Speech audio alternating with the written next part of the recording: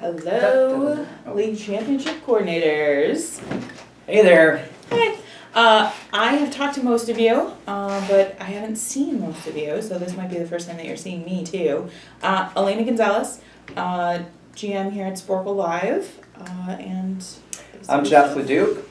I know many of you, some I may not, but I'm the Director of Operations here at Sporcle, and we're going to talk about the League Championships that are coming up that we're really excited about. First and foremost, want to thank you so much for being that steady rock to lean on. We really appreciate it. There's a lot going on. These are big days for us, big days to give back to our players. We're awarding thousands of dollars, so yes. It's a pretty big deal. Yes. It's a pretty big deal. So thank you so much for just helping us coordinate and facilitate and make sure that these run smoothly. Yes, it's great to have eyes and ears there, feet on the street. So all the teams are going to be coming to the league championship, and they're there for one reason, and that's to become the league champion. And the best way to determine that is to do what we do best. Crowning a champion. is ask them some questions. So how are the championship coordinators going to get those questions? That's a good question. That in itself is a good question. So you will not receive questions in your portal for this. We're going to email questions. Questions, content, sensitive for these events because, again, we're awarding thousands of dollars in cash prizes. So you will receive questions via email 48 hours before the start of league championships. So that's Friday? If your league championship's on a Sunday, it will be by the end of the day Friday. For some seasons, we have league championships on Saturdays, so they'll be arriving in your inbox on Thursdays. So you'll get questions in your inbox 48 hours before the start of league championships. PowerPoints will go out within 24 hours of your league championships. We have combed through the content, fact-checked it many times, and there are different sets for different league championships, so they're all not the same as well. If there happens to be an issue that arises. Mm-hmm. Yep. If when you're running your show, if there is a question from a player that you can't answer, or if a player questions the content itself, we are going to be setting up a private Facebook group that you will have access to. It will only be for league championship coordinators, the content team, and members of the host management team. So if there are any issues with your venue, any issues with things that are specific to your championship, go ahead and put it in that one. Do not use the regular host Facebook group because there's so many other things that are going on and we don't want it to get lost. So use the private championship group. You will all receive invites to those. And it will just be you, not other staff members that are working the event. So you will also be the only one that receives the content via email. So the hosts of your league championship will not be receiving the content ahead of time. So guard the content, but it's your responsibility to print off the question sets for your staff. And ideally in the past, we've printed round one for the host of round one. We've printed round two for the host of round two, or just a full set and cut them in half and basically given your host of round one the questions for round one. So they don't need a full set of questions. Yeah. You should have a set printed for the scorer at your show, and then in addition to that, you should have a set for yourself that includes the final question. Now, it's important that the league championship coordinator is the only person outside of us and our content team here that has access to that final question. Yes, we have the utmost trust in all Sporcle employees. Of course. But we want to minimize the number of eyeballs just to keep that confidence circle even tighter. So so is the game gonna run kind of the same as a regular game? This is not your regular trivia night. Definitely not. We will have, so we're going to do an intro and then 10 questions and then a mystery round. After the first mystery round of round 1, then you're going to issue your teams a break, essentially a 10-minute intermission after the mystery round. Then we're going to kick off the categories for round 2, another 10 questions, a mystery round, and then you're going to give another break to your teams while your team, of the scorers and hosts that are working your event are catching up with all the scoring. And then we're going to have one final question, just one final question for the day as it's one combined game. However, the difference between this final question from our regular trivia nights is you can wager up to 30 points, 0 to 30 points. And that's pretty much the gist and the format of the game, since it's a little different. And for the format of the night, we're going to talk a little bit more about some of the things that you should be saying, but you will start the night and then you will end the night. So the other reason why you're the only person that gets the final question is because you're going to actually be reading the final question. So it's not the host of game 1, it's not the host of game 2, it's you.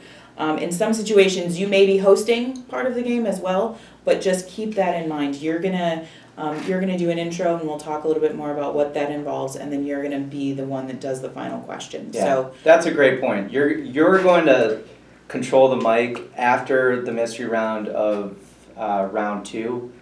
The mic is all yours to close out the show, to read off scores, to give the final category, to read the final question, to give the closing remarks. It's all you. Yep.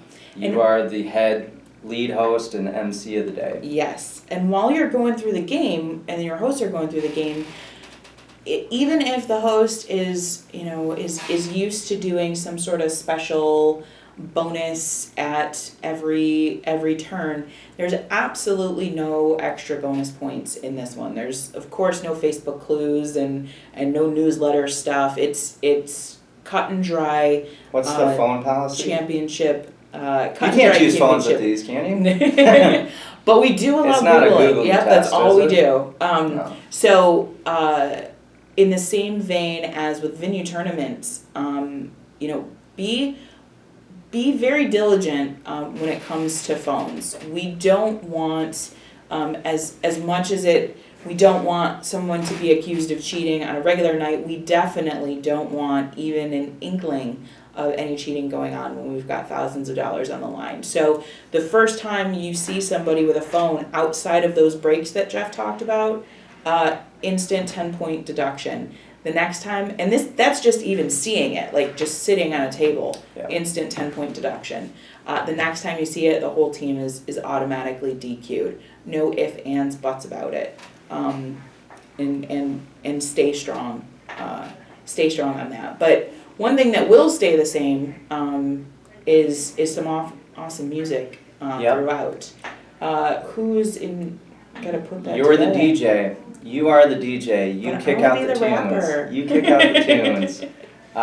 You're gonna need to put together a playlist that's longer than your typical night, since these do traditionally run slightly longer than our regular trivia nights. So, just to be safe, I would recommend putting together like 3 to 4 hours of music. That's a good call. Don't put any snoozers in there. You don't need to drop techno on folks, but like find some good balance and some good beats that are going to keep the game, lively. One thing that I've done in the past that I kind of enjoyed when I've coordinated league championships is I've made a playlist.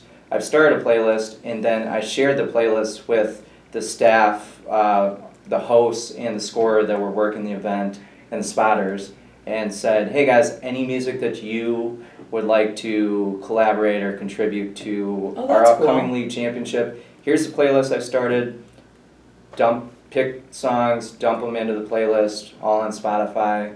And so it was like more of a collaborative effort making a playlist rather than you just feeling like you have to come up with 4 hours of music. And take a look at the questions. Like we said, we don't want any bonuses or anything as far as clues. So don't make your playlist based on the questions, but That's a great call. take a look at the questions and just make sure that there aren't any that may accidentally kind of have people thinking that it skews together. You know, if there's a question about SEC football and you have Tennessee by Arrested Development, maybe move that, you know, earlier up in your playlist or later, just so. Game of Horseshoes. Game of Horseshoes. Just so there's no issues there. We're gonna send you. No clues, no bonus points, no clues through music. Yeah. Yes. They got to come up with the answers just to the questions. So before you get your questions, you are going to get a whole big old box of stuff. So we have put together some championship-themed game sheets, championship-themed category sheets. We're going to send you some of these handy-dandy pamphlets. Those are beautiful. We've also put together team tents. You will receive a trophy. And if you haven't already, you will be receiving... Look at that beaut. Ooh, so shiny. You will also receive a big old dry erase board check and a 10x3 vinyl banner and some things to go along with that, a dry erase marker, some zip ties, and the like. We will email you with all of the contents of what you can expect.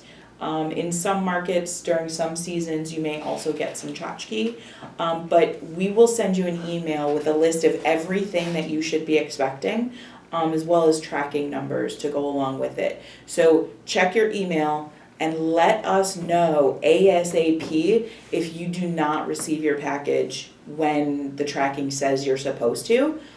Secondly, let us know ASAP if you get a package, but it's missing some things, because we may need to send it in 2 or 3 different shipments. So we want to make sure that we're able to do whatever we can to make sure that Sunday morning doesn't, or Saturday morning, the morning of your championship, doesn't roll around and you're without Where supplies. are my materials? Right. Yeah. So That's be when on you the start lookout freaking for out. that. Yes. No Same with freak your outs. questions. If you don't receive them 48 hours in advance, let us know Yes, you surely should. sooner but- than later. Just one thing to add about the banner and the trophy and the check.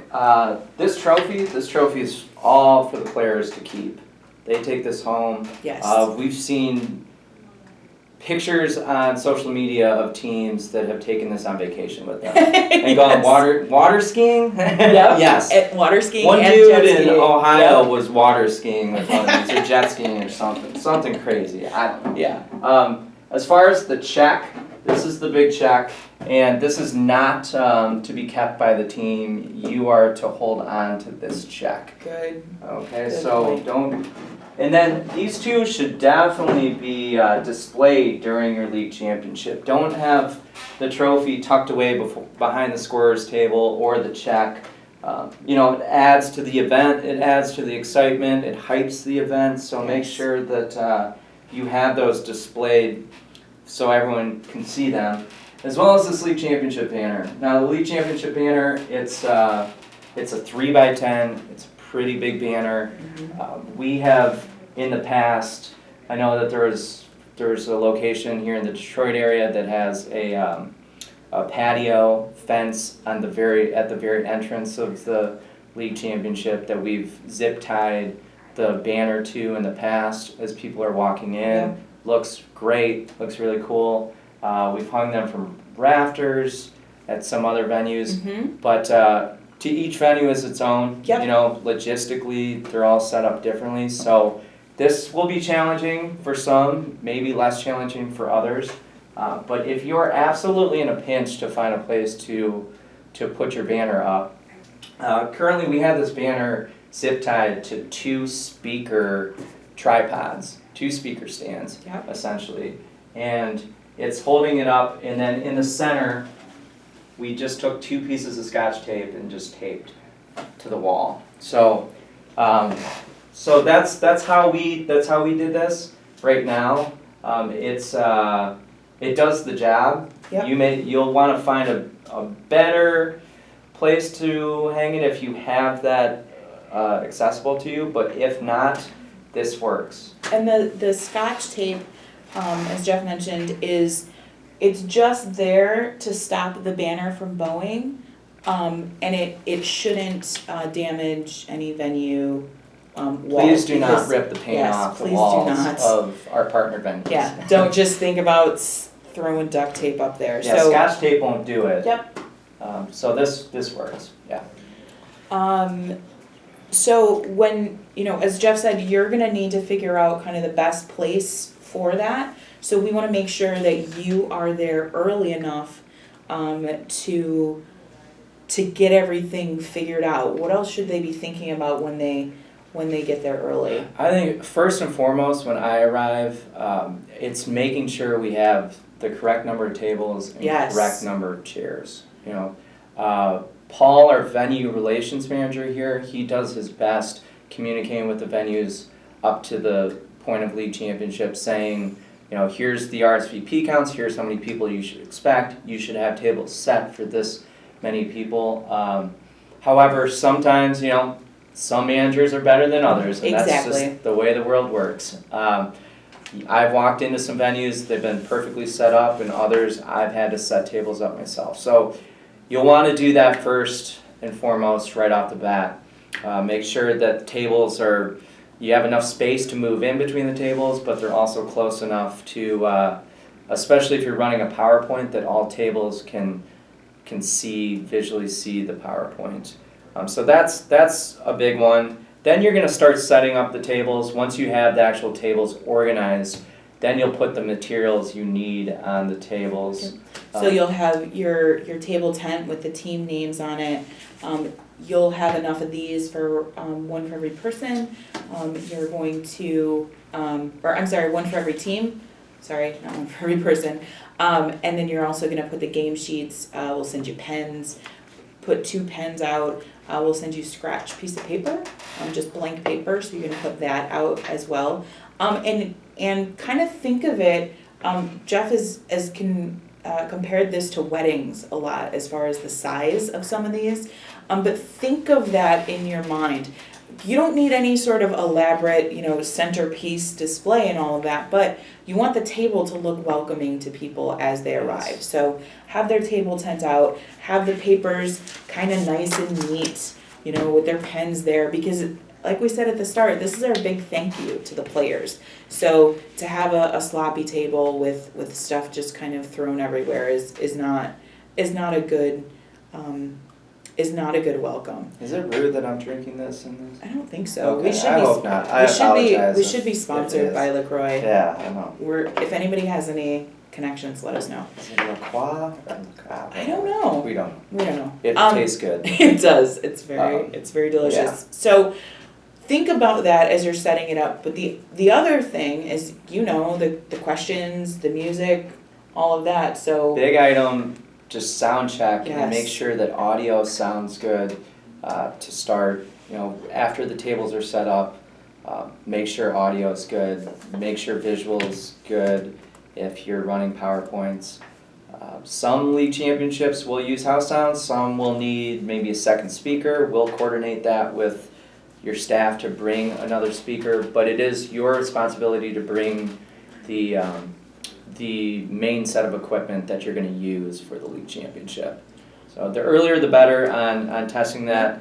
I recommend showing up at minimum an hour and a half before the show starts. I typically show up a good couple hours. Yeah. I know that there are others that show up even 3 hours before. It's just so important to get all that stuff in place before people start filing in, so you can just have the weight off your shoulders and breathe, and then just focus on delivering an awesome event for our players. Yeah, the rest of your staff will be there about 45 minutes to an hour in advance. We will tell you who your supporting staff is so you guys can all be connected in advance. As Jeff said, great idea to share music, but also talk about additional equipment if you know that you're going to need some extra stuff. Like, hey, so-and-so, can you bring an extra power cord? Kind of have those discussions set up. But it's really important at the start of the day as they come in to take 5, maybe 10 minutes just as a group. Instead of running into chaos, just take a little time and powwow. You are the head honcho for the day. So we have sent in an email to you what we've kind of aligned everybody as, but we've made it very clear to all people that are coming to work, if there needs to be a game time change for any reason, you have the power to change your staff around, and it will not affect the pay. All staff has been told about all responsibilities. What time do they typically show up? Like the spotters and about 45 minutes to an hour before. So take that time, review with everyone, make sure everybody's on the same page. If you need to make any staffing changes, go ahead and do that. But take that time to set expectations and get everybody on the same page. Yes, that's so important. Delegate. Yes. Don't be afraid to delegate. We communicate to your staff that you're the one in charge that day, and whatever lending hand they need to give. So yes. Please delegate. Yeah. And you're going to want to make sure that somebody's there at the door to greet people and to kind of direct them. In some of the larger venues, it's a little bit hard to kind of figure out where teams are. So to give that direction. So then it's time for the game to start, and like we said, you're going to start off the night. So what are some of the things that they're going to be starting off the night with? So you're the lead host. You're making all major announcements throughout the day. You're going to make an introduction for the game. I highly recommend, you obviously need to read the rules since there are special rules, the format. Have the cash prizes written down, so you announce the cash prizes before the game starts. And I always love to just give shouts out to the Sporcle staff that's working and helping. Just give a shout out. Identify who is Sporcle staff so players know that throughout the day. And then something I really like to do is I like to just read off the competing teams really quick. Now, league championships, some league championships only have 10 to 20 teams or so. Others have 40, 50, up to 60. So it ranges, but I've hosted some that have had 40 teams in the past, 40 plus teams, and read off the competing teams really quick. Doesn't take long. It's just fun that everyone knows their competition and hears the team names to kind of just start the day. Yeah, because realistically, if they don't perform well, then that's the only time that their name is going to be said on the microphone. Yes. So again, think of this constantly as a way to say thank you. And have energy. You're gonna pump them up and get people excited for the day. Yeah. So it's important to be energetic to deliver that intro. So in addition to that, you're then gonna hand off after your intro, hand off the mic to the host of round one. They're gonna host through the mystery round of round one. Then you're gonna take the mic, issue a break, and then come back and give a scoring update at that point. And then you're gonna introduce the host of round two, pass off the mic, and then you'll take the mic back, as we had mentioned earlier, after the mystery round during round two, and you close out the show after that. You give a scoring update, you give the final category and read the final question, and then do an awesome closing to close it out at the end.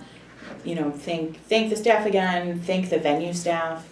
If you find out the servers and managers who are on duty that night, to thank them. And a tip for when you're doing your scoring updates, as your team, whoever is handling the scoring as well as the spotters, as they are going through and scoring, have the scorer just take a scratch piece of paper and just write down, for those of you that have larger shows, but just write down the top 10 teams on a separate piece of paper. The staff will then fill out, I don't know if you can actually see this, but they will fill out one of these score slips with the team number and the halftime score on it. So in the event, if you're at one of those championships that Jeff said has 40, 50, 60 teams, you're not reading off everybody's score. Yeah. You're just going to read off the top score, but everyone will still know where they kind of fall with these slips. We usually just read off the last score, not the team name, say just the last score is this, and then a middle of the pack score, and then give like the top 10 or something like that. So you're not reading off 40 teams and scores, and you have to read off 40 teams multiple times throughout the day. Go into scoring and just talk about scoring briefly. For the bigger shows, how we typically score is obviously when you set up the tables, you're gonna there are gonna be team numbers on those team tents that you set up. So you're gonna have like 1 through 10 in the same area and so forth. So we don't like to just take all the answers and throw them at the scorer at once. We actually set up these cups that have been helpful. Is this in? There we go. Yeah, there you go. That's how that numbers work. So we set up these cups, and the spotters will assign like a spotter to 10 teams essentially. Mm-hmm. Normally a spotter per 10 teams, that's what we average, and say, okay, you've got teams 1 through 10, and they put their answers in this cup. Make sure that they're in numerical order before putting them in the cup. So there's that, and so basically there's a cup essentially for each spotter. Right, so then when the scorer is doing it, they can just take a chunk at a time and score that way. That way they don't get overwhelmed, and it increases the percentage of accuracy. We've done, since we've started the slip cups and the team number score sheets, we've done many seasons of huge. I mean, we had a 90 plus team, one with 0 scoring discrepancies. So it's great. The other thing that these come in handy for is if there is a scoring discrepancy between halftime and going into the next one, the team can address it directly instead of announcing everybody's score over the microphone and having people just start shouting out. We don't want teams just bum rushing the scorer's table if there's scoring discrepancies, and that's why we give these slips out. Yeah. So it can be handled just in between the scorer's table and the spotter and the team. So we talked about what the staff is going to be doing during the breaks. What's going on with the players during those breaks? Okay, so as far as breaks, again, we're gonna have the 10-minute intermission after mystery round 1 and in round 1, and then a break after mystery round in round 2. But if someone's gotta go to the bathroom or someone has to get up, that's okay. They just have to clear it by a Sporcle staff member. Just make sure that they absolutely take that break after they turn in their answer and before the next question is delivered or that's a read. good point. So it's really important that they have to take their break in between that time frame, and they have to have it cleared with a Sporcle staff member. So if they come out of the bathroom and the next question's already been asked, then they need to stand off to the side until that question is asked. Keep it moving. It's so important to not extend long breaks. We don't want breaks in between after question 5 and in between 6 or something. Right. Only a couple longer breaks throughout the day of 10 minutes max, and we're not because we're not trying to run a 4-hour, 5-hour fitness show here, especially on a Sunday night for some league championships that are Sunday nights. So keep it snappy and. Just make sure that if they want breaks, they need to clear it by a Sporcle staff. Yep. And announce it at the beginning of the game. And the breaks are the only time that they can have their phones out. So that's a time, that people can check in with babysitters and do whatever they need to do. unless it is a dire emergency, and then, as Jeff mentioned, they just need to step away from the table during the questions itself. The other thing that you will be responsible for throughout the night is taking pictures. So you're gonna know the key points, kind of as everybody's there and the big room full of people, maybe at a halfway point when people are thinking really hard. If before you announce the winners, have someone on your team kind of standing near the team that's going to win to get that awesome high five shot. So you already know, you've hosted enough trivia shows, you know kind of the key points throughout the night that are going to be awesome to take pictures of, but you should also take a picture of the staff that worked really hard, and you should take a picture of the venue. And by staff, like Sporcle yes, staff. Yes, the Sporcle staff. Yes. Take a picture of the Sporcle staff. Take a picture of the venue itself and how great it looks filled up with all those people. Yeah, I love seeing those shots. Yes. Like if you take a full shot of, all teams competing, so cool to see. So cool. Yeah. And the mandatory shot that we're going to be looking at for everyone is a picture of the grand prize team with the trophy and with the check filled out. Also, great idea to have all of the prize winning teams. So, second place, third place, get a picture of them as well. And what we've done in the past is had them come over to fill out the prize form and then take their picture. Yeah. So what do they have to do with the prize form before they get their picture taken? And just one little note about the pictures too is really we're just looking for like a handful of really quality pictures. You don't need to send in 50, 60 pictures. And 5 to 10 that are really good quality pictures will be enough. Yes. Oh, you don't have to go crazy and take too many. Although if you want to, that's fine. Go ahead, but just 5 to 10 would be great. And where do the pictures go? Oh. Like where do you send the pictures? Great. You're going to send those to social@sporcle.com. So that is a different place that you're going to be sending your scores.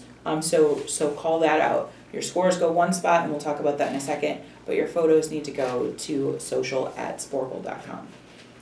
So the prize forms that people are going to be filling out, that's how we get the information to even know. That's how we pay them. Yes. That's how we pay the bills. So they need to fill them out, and they need to be legible. You will, again, Elena mentioned earlier that they're going to be sent in your supply package. You're going to have prize forms.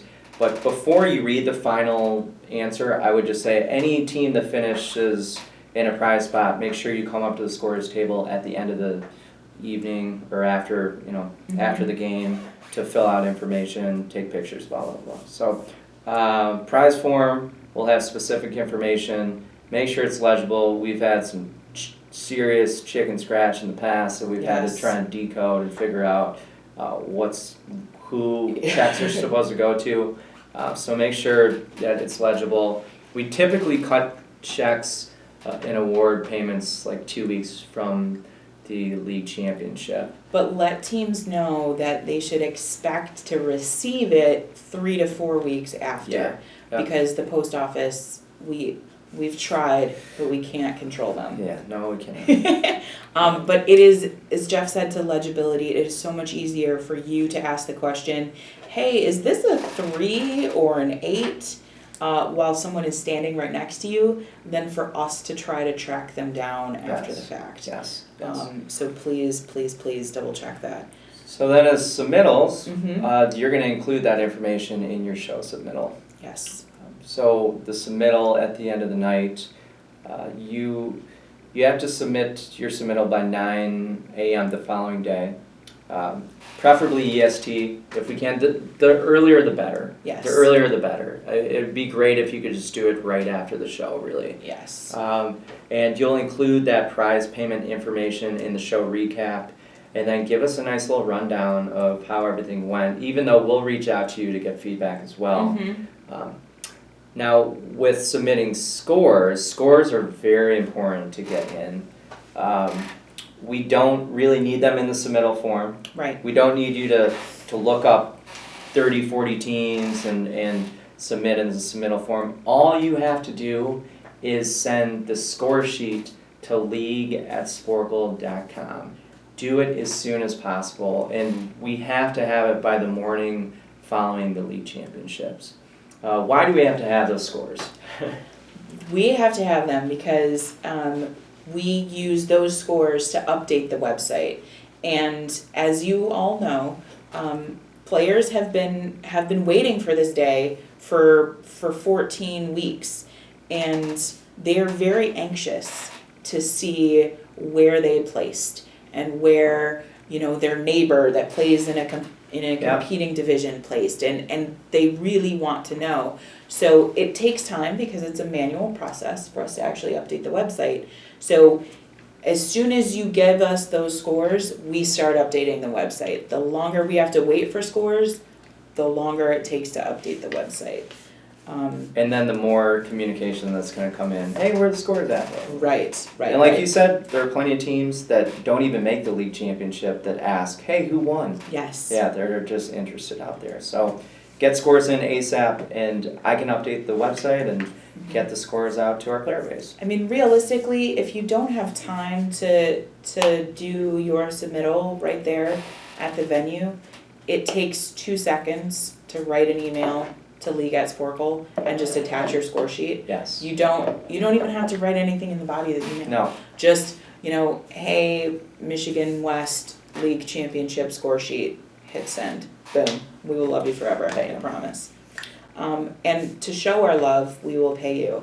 We will pay you, yes. We will pay you, yes. All of you have been told what your compensation will be, but the other pay in this equation is the venue.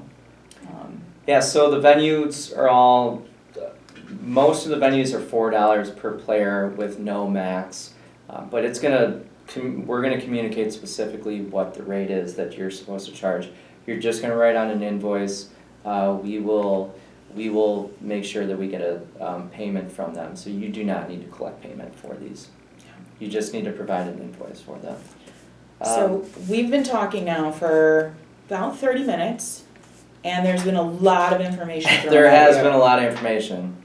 We are going to also send you a PDF that has everything that we've talked about covered in it. But Jeff, if you had to give these championship coordinators 5 key points of what we've just said, what would you say those key points are? Okay, so 1, delegate. Like, again, you're the lead host, you're the boss, and we have that staff there for your fellow hosts, scorers, spotters. They're there to help.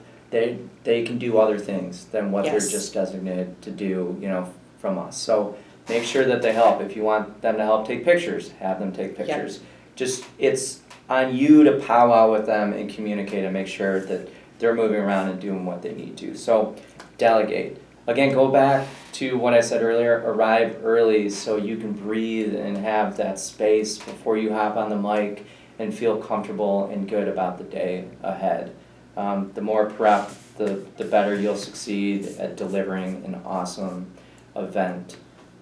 The third one is always like my number 1 bullet point is players won't have fun if our staff isn't having fun. Yes. So whatever problem arises, make sure that you're the only one that really knows of that issue. Yes. Don't let that leak into the way you deliver the day to our player base. I know that can be challenging at times, but it's so important to remember that they don't need to know what's going on behind the scenes. Yeah. Exactly. So just make sure that you're smiling and have energy and are just really enjoying yourself, and therefore they will as well. The fourth one that I had was manage game integrity, meaning just make sure that, again, we've got big cash prizes on the line, that spotters are moving around, that we're taking the possibility of cheating seriously and policing phones. It's so important for any trivia night, but really more than ever this league championship. This is, you know, hardcore stick with the 5 players per team, you know, just because Aunt Betty is there, oh, but she doesn't know anything, and oh, she doesn't even, you know, pay attention, doesn't matter. It's the impression of everyone else that is there to play. Yes. And we promised every team that we're going to have a fair trivia competition. So do your best to keep that promise. Yep. And then the 5th one, like, no one wants to show up with a sleeping bag and have a full slumber party on a Sunday night. Some may, but I'm gonna guess that not everyone does. So keep the pace to the game. Make sure that we don't run like 4-hour trivia shows here.